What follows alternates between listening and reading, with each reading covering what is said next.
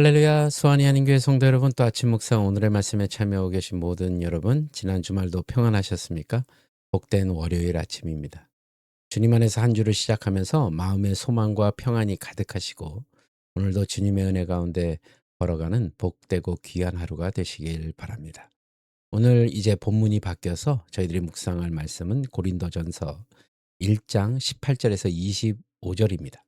지혜의 파산 지점에서 만나는 하나님의 능력이라는 제목으로 여러분들과 함께 또 은혜를 나누도록 하겠습니다. 먼저 본문 고린도전서 1장 18절에서 25절 우리 한 목소리를 함께 봉독한 후에 계속해서 말씀 이어가도록 하겠습니다. 고린도전서 1장 18절에서 25절 말씀. 십자가의 도가 멸망하는 자들에게는 미련한 것이요 구원을 받는 우리에게는 하나님의 능력이라. 기록된 바 내가 지혜 있는 자들의 지혜를 멸하고 총명한 자들의 총명을 폐하리라 하였으니, 지혜 있는 자가 어디 있느냐, 선비가 어디 있느냐, 이 세대의 변론가가 어디 있느냐, 하나님께서 이 세상의 지혜를 미련하게 하신 것이 아니냐. 하나님의 지혜에 있어서는 이 세상이 자기 지혜로 하나님을 알지 못하므로 하나님께서 전도에 미련한 것으로 믿는 자들을 구원하시기를 기뻐하셨도다. 유대인은 표적을 구하고 헬라인은 지혜를 찾으나 우리는 십자가에 못 박힌 그리스도를 전하니 유대인에게는 거리끼는 것이요 이방인에게는 미련한 것이로되, 오직 부르심을 받은 자들에게는 유대인이나 헬라인이나 그리스도는 하나님의 능력이요 하나님의 지혜니라.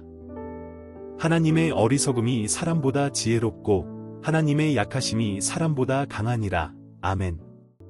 고린도전서는 사도 바울이 3차 전도 여행 중 에베소에 머물렀을 때 당시 가장 화려하면서도 타락했던 도시인 고린도의 교회에 보낸 편지입니다. 고린도 교회는 은사가 풍성했지만 동시에 파벌 싸움과 음행과 소송, 우상 숭배 등 수많은 문제로 몸살을 앓고 있었습니다. 바울은 이 편지를 통해 교회의 모든 갈등과 혼란을 해결할 유일한 열쇠로 십자가의 도와 사랑을 제시합니다. 오늘 우리가 나눌 말씀은 바로 그 위대한 복음의 기초에 관한 선언입니다. 우리는 지식이 곧 권력이고 강함이 곧 정의가 되는 시대를 살아가고 있습니다. 인간은 끊임없이 자신의 똑똑함을 증명하려고 애쓰고 있고 자신의 힘으로 인생의 모든 문제를 통제하려고 합니다. 그러나 오늘 본문에서도 사도 바울은 인간이 쌓아올린 지혜의 바벨탑을 단 한마디로 무너뜨려 버립니다. 바로 십자가입니다. 세상의 눈에는 철저한 실패이자 무력의 상징인 십자가가 어떻게 인류를 살리는 유일한 지혜이자 능력이 되는지, 그 깊은 역설의 신비를 함께 살펴보고자 합니다. 세상에는 십자가를 대하는 두 부류의 시선이 존재합니다. 하나는 그것을 미련한 것으로 치부하며 멸망의 길을 걷는 자들이고, 다른 하나는 그것을 하나님의 능력으로 고백하며 구원의 길을 걷는 자들입니다. 바울은 이사야서의 말씀을 인용하여 하나님의 지혜가 인간의 총명을 어떻게 폐하시는지 선포합니다. 인간의 비극은 하나님을 예배하려 하기보다 자신의 이성으로 판단하려고 하는 교만에서부터 시작되었습니다.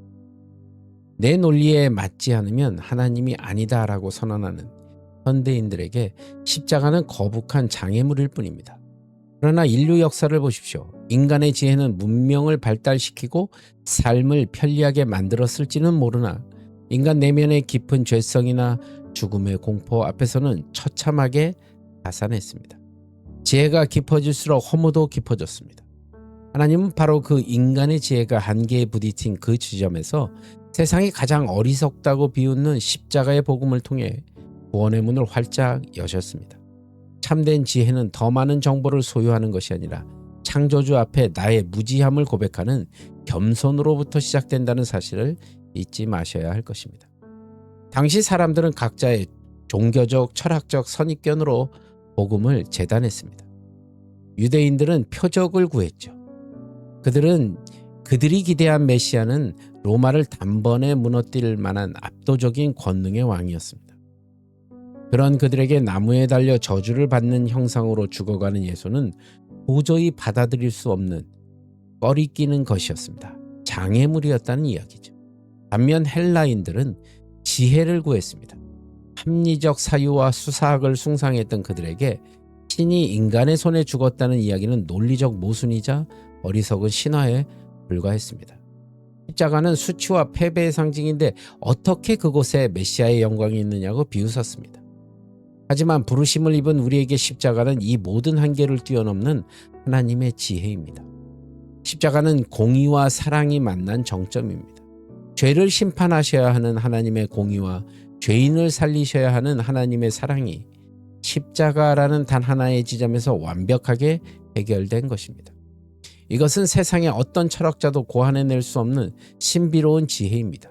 광야의 노뱀을 바라본 자들이 살았듯 비웃음의 대상인 십자가의 믿음으로 응시하는 자만이 영혼을 옥죄는 죄의 결박이 풀리는 실제적인 능력을 경험하게 됩니다.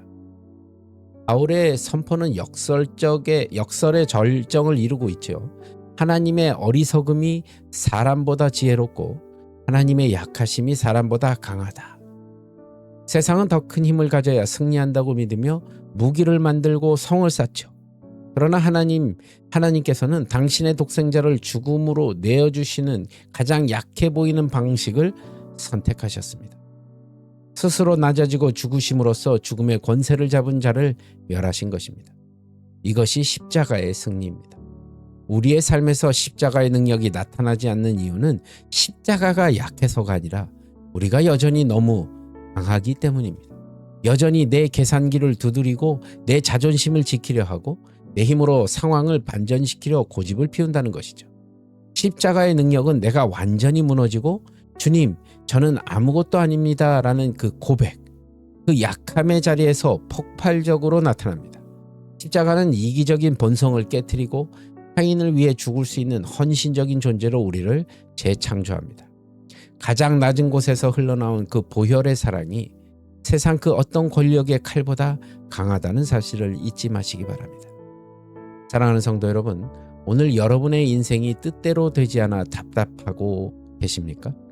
나의 똑똑한 머리로는 도저히 해결되지 않는 관계의 매듭과 경제적인 결핍 그리고 질병의 고통 앞에 서 계십니까?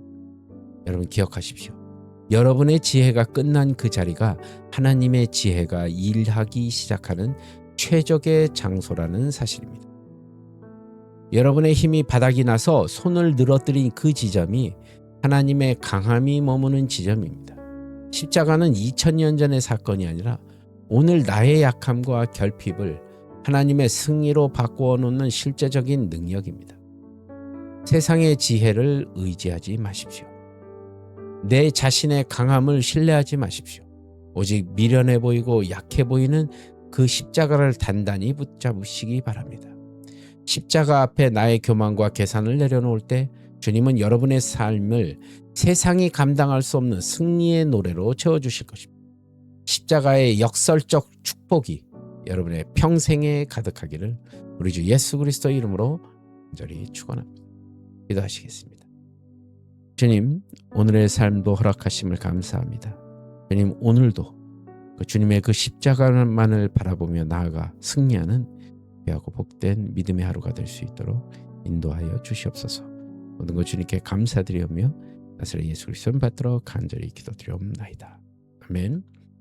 여러분 오늘도 주 안에서 승리하시고요. 저는 또 내일 이 시간 말씀으로 여러분들 찾아뵙도록 하겠습니다. 여러분 오늘도 주 안에서 평안하십시오. 샬롬.